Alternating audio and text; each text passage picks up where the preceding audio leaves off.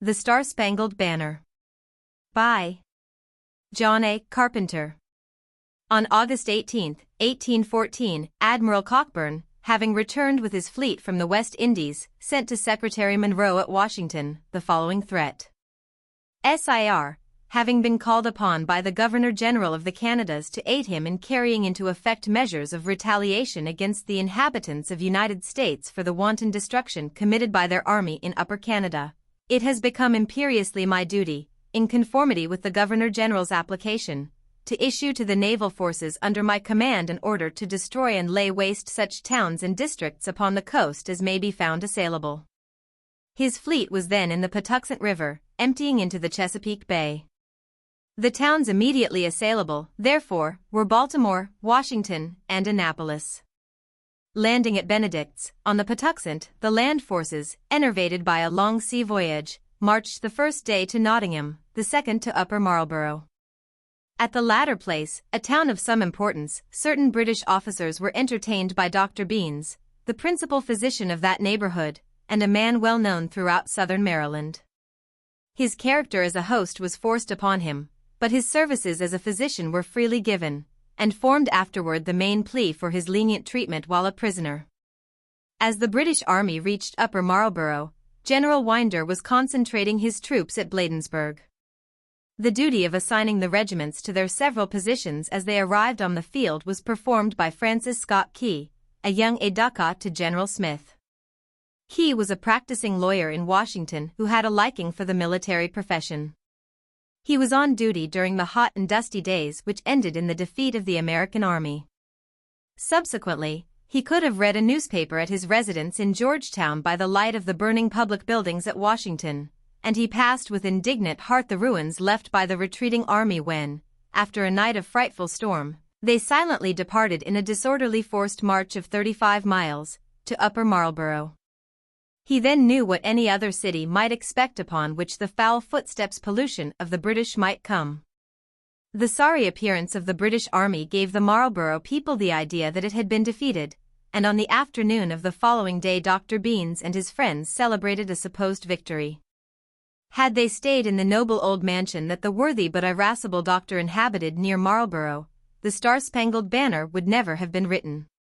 Tempted by the balminess of a warm September afternoon, however, the party adjourned to a spring near the house, where, the Negro servant having carried out the proper utensils, the cool water was tempered with those ingredients which mingle their congenial essences to make up that still seductive drink, a Maryland punch. It warms the heart, but if used too freely it makes a man hot-tempered, disputatious, and belligerent.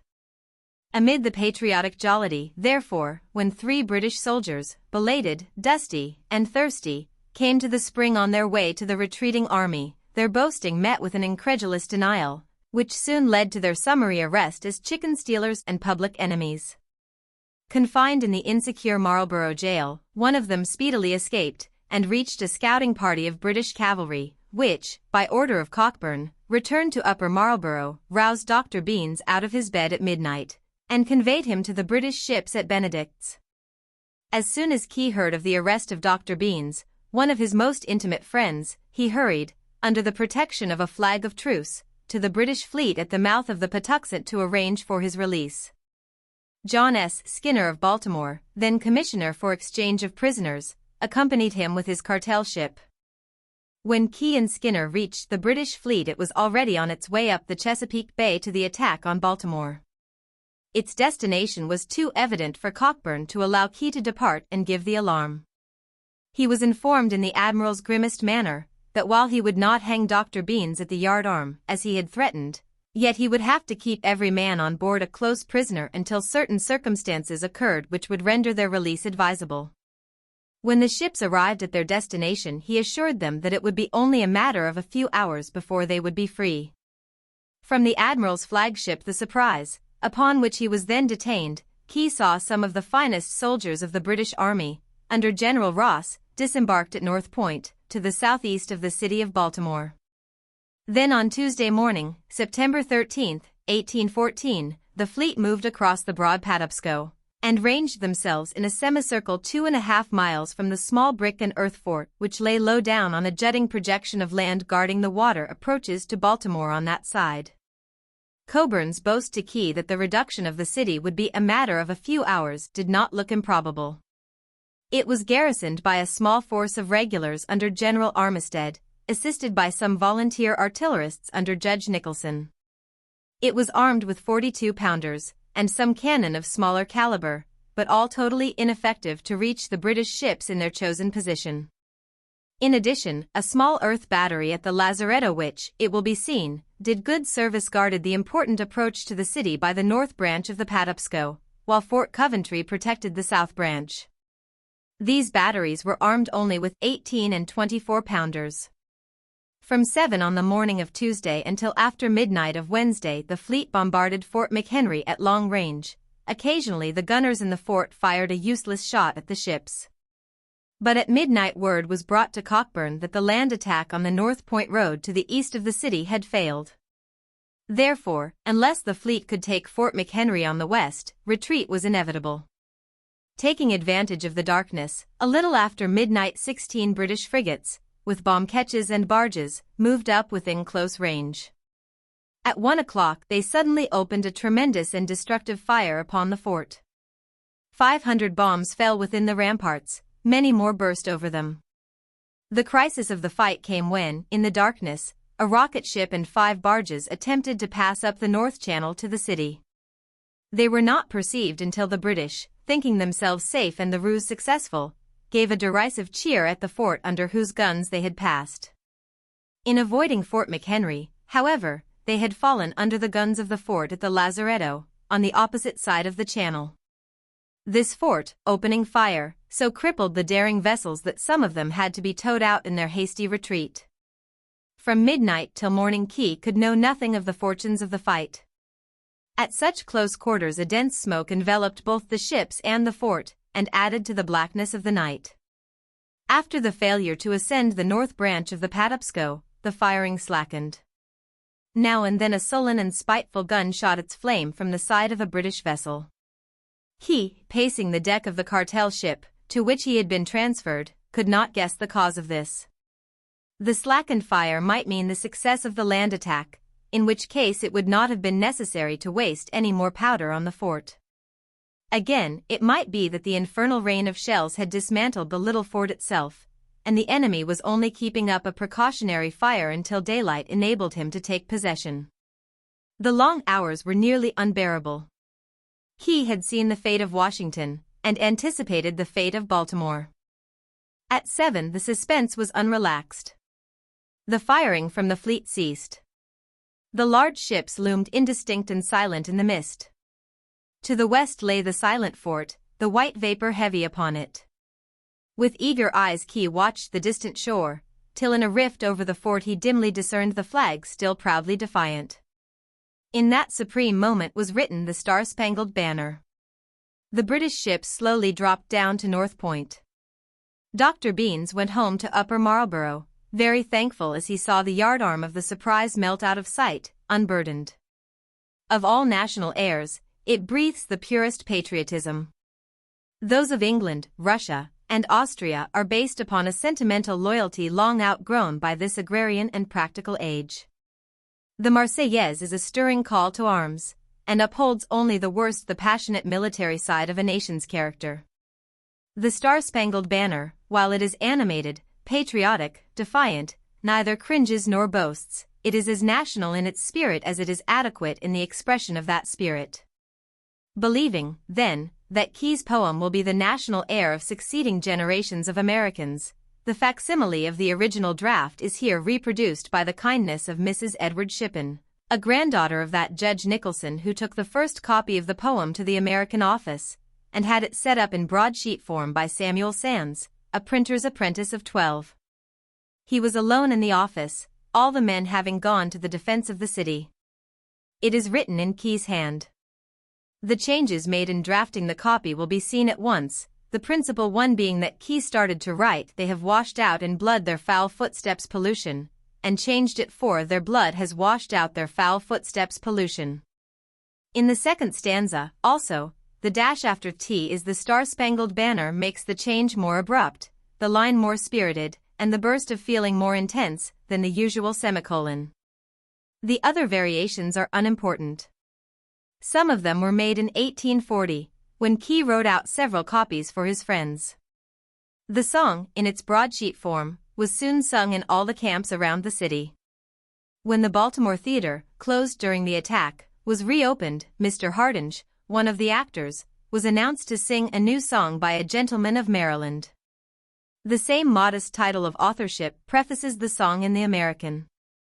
From Baltimore the air was carried south, and was played by one of the regimental bands at the Battle of New Orleans. The tune of Anacreon in Heaven has been objected to as foreign, but in truth it is an Est-Ray, and Keyes and the American peoples by adoption.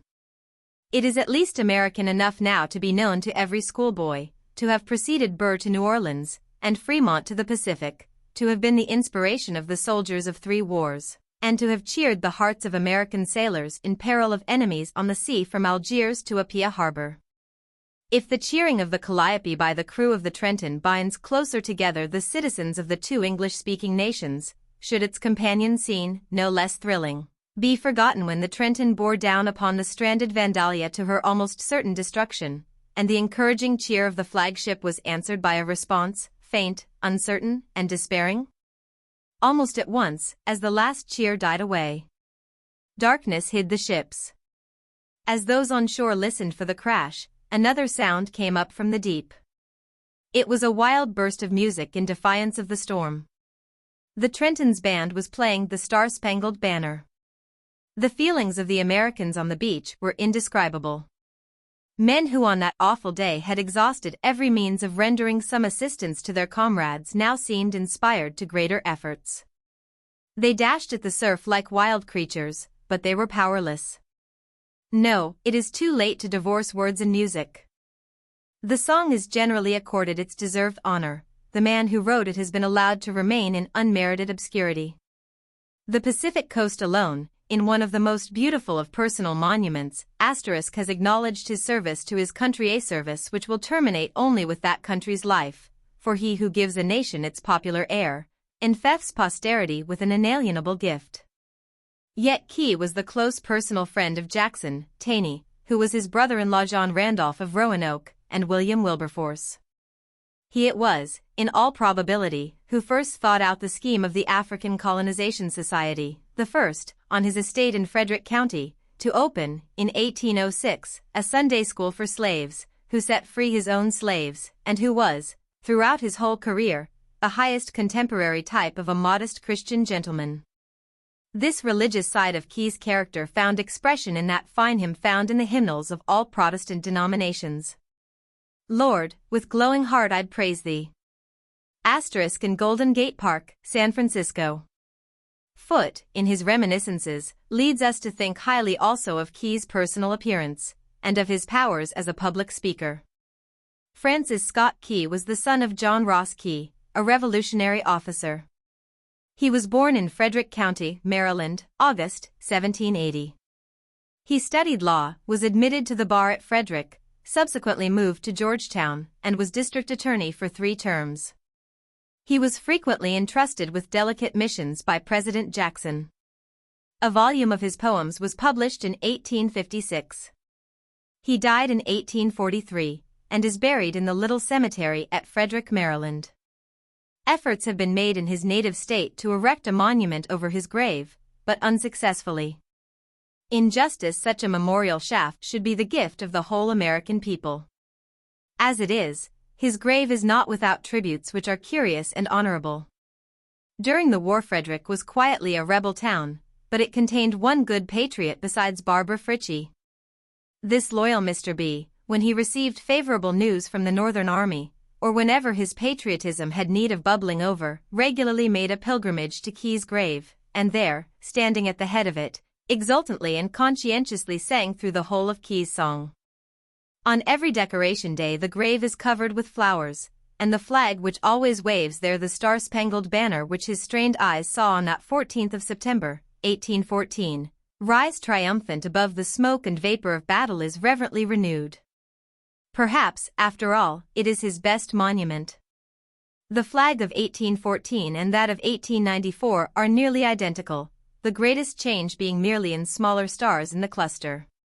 The flag of the United States, adopted June 14, 1777, was one of 13 stripes, alternate red and white, with a union of 13 white stars in a blue field. Upon the admission of Kentucky and Vermont, 2 stripes and 2 stars were added. This flag continued in use until 1818, when, 5 more states having been admitted, the bars were reduced to the original 13, with an added star for every new state, the star to be placed in position on the 4th of July following the admission.